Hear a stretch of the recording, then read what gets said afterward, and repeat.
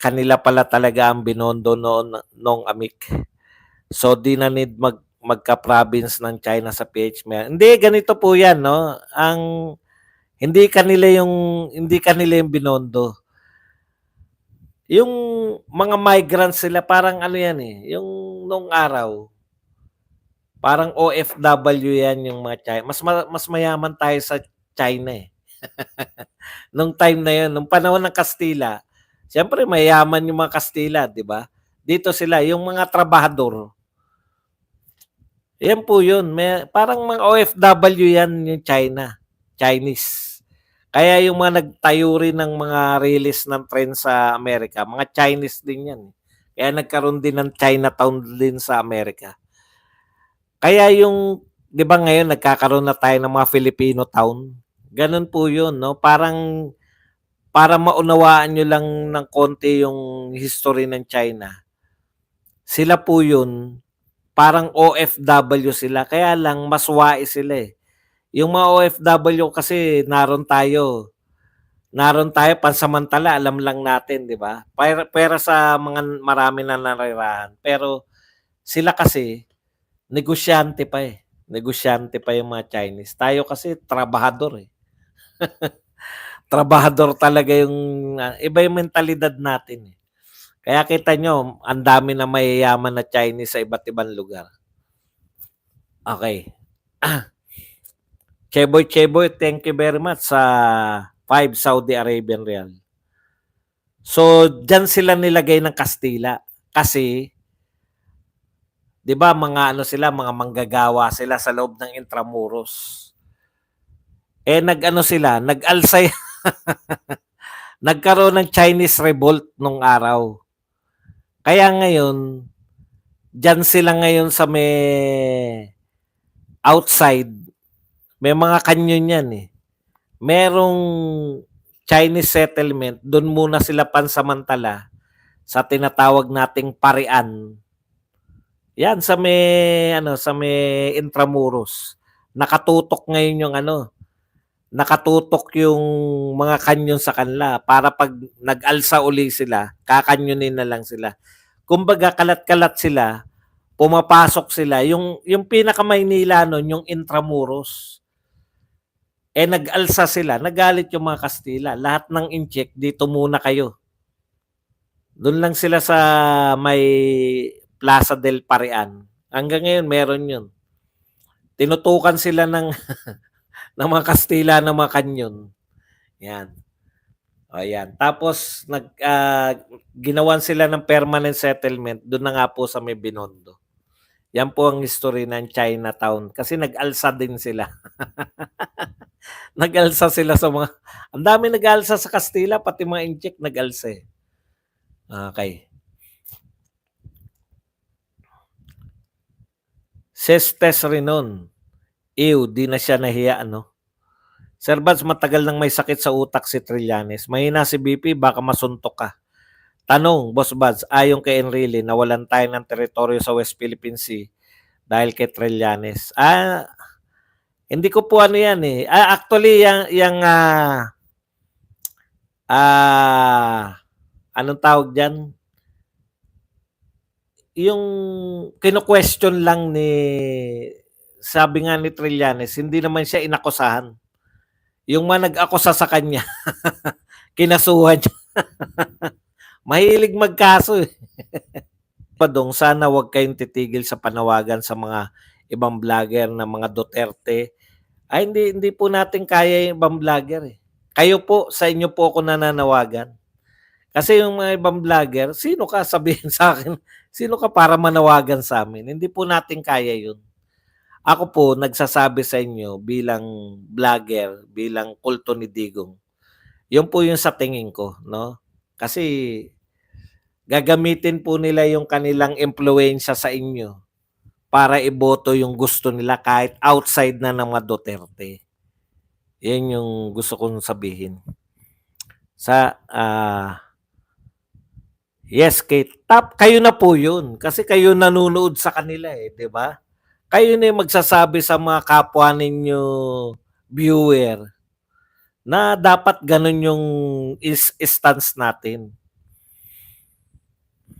Kaya nga sabi ni Attorney Trixie, goodbye tol.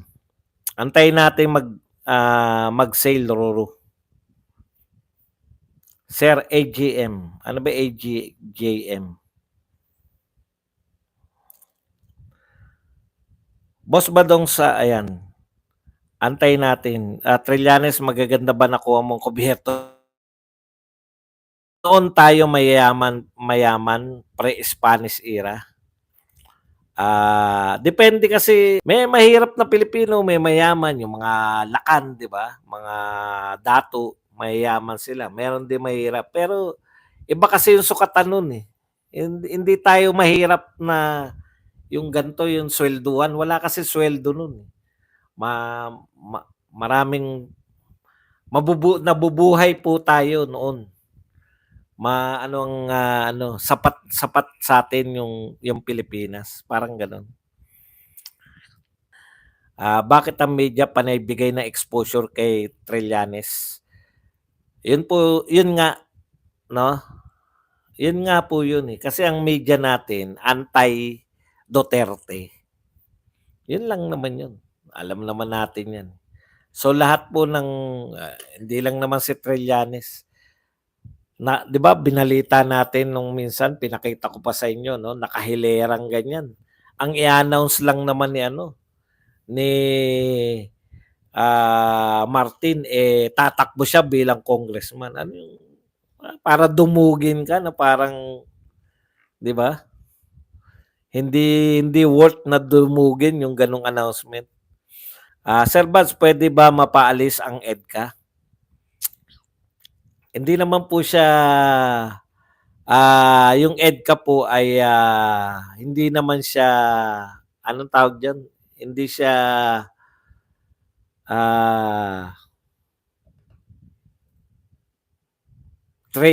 hindi siya treaty, kaya pwede po talaga. Isang pangulo lang 'yan, di ba? Pwede po talagang tanggalin ng pangulo 'yan. Pangulo, hindi pwede yung kahit sino lang. Boss Bats, pansin mo yung t-shirt ni BP Inday Sara na mag-speech sila? Iba na ang logo, hindi na logo ng bagong Pilipinas.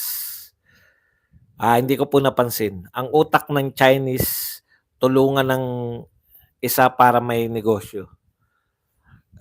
Ngayon ko lang na 'di ba may mga Chinese na sa buong kamay nilaan, maraming Chinese volunteer na mga yung mga bombero. Ang logic kasi nun, kaya sila may mga bombero.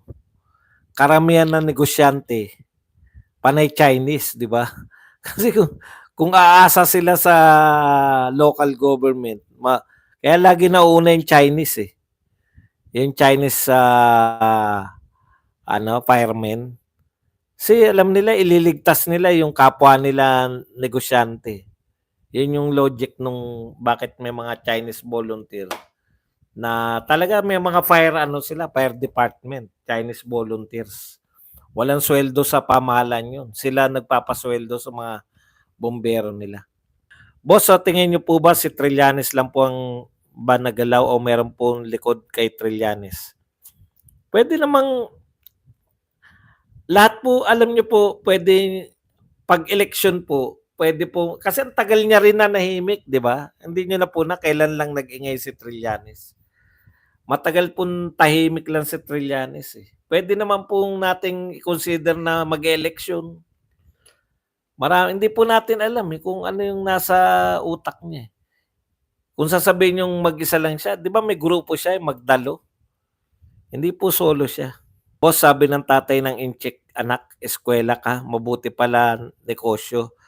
Sabi ng tatay na Pinoy, anak, mag-aral ka mabuti para makatrabaho ka mabuti. Correct. Totoo yun. Kaya yung mentalidad, doon talo yung mga Pilipino eh. Sa pangarap pa lang talo na tayo. Yung mga mahirap ang mga mahirap, grinogroom tayo, pati yung pangarap natin limitado. O anak, hanap ka ng kurso na mura lang tapos madali kang makakapag-abroad para maganda trabaho, mag-nursing ka para mataas ang sweldo mo. Sweldo, eh, 'di ba? Unlike nung mga anak ng mayayaman, ang laya nilang mangarap, eh. Kaya 'pag yung makikita mo yung ano mo, yung status mo sa buhay, 'pag yung mga anak nakakapag-isip ng halimbawa, "Dad, gusto kong maging doktor," mga gano'n. Eh, hindi po maiisip ng ano 'yan, mahirap na anak, eh. Nurse puwede, pero doktor never po o kaya lawyer, hindi hindi maiisip. Limitado pati pangarap.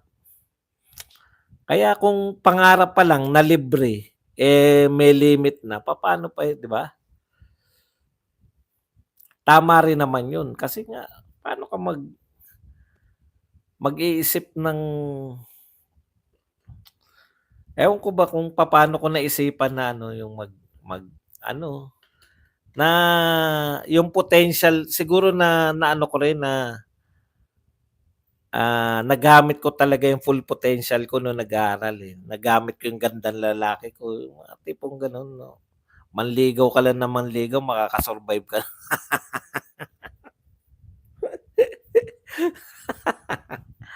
Biro lang.